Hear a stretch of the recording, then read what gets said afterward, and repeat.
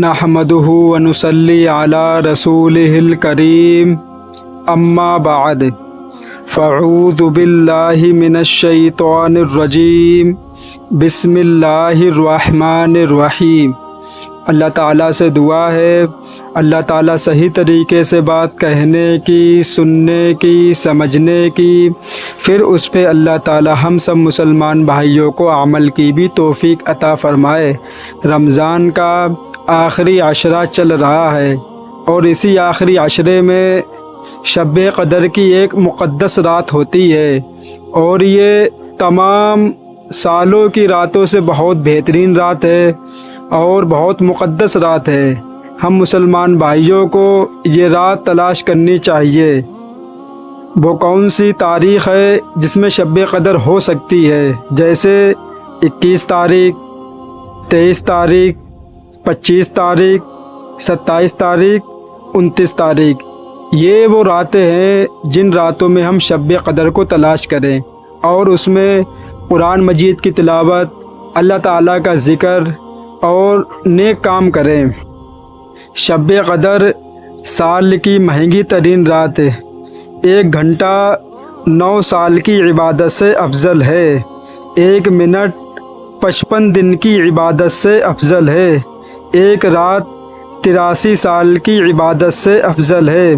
1 second 22 گھنٹوں کی عبادت سے افضل ہے۔ لہٰذا ہر سیکنڈ سے فائدہ اٹھائیں اور آخری عشرے کے ہر طاق رات میں اللہ تعالیٰ کا ذکر، قرآن کی تلاوت، استغفار کی کثرت، تہجد، اللہ کا ذکر، صدقہ و خیرات اور خوب دعاؤں کا اہتمام کریں۔ شب قدر پانے کا یقینی طریقہ۔ شب قدر کی فضیلت اور ثواب حاصل کرنے کی تمنا ہر مسلمان کے دل میں ہوتی ہے۔ جو مسلمان مرد عورت رمضان کے آخری عشرے میں اعتکاف کی سعادت حاصل کرے گا وہ یقینی طور پر شب قدر کو پا لے گا، کیونکہ اعتکاف کرنے والے کا سونا بھی عبادت ہے اور اس کی رات کا کوئی لمحہ بھی ضائع نہیں ہوتا۔ شب قدر کو تلاش کرو۔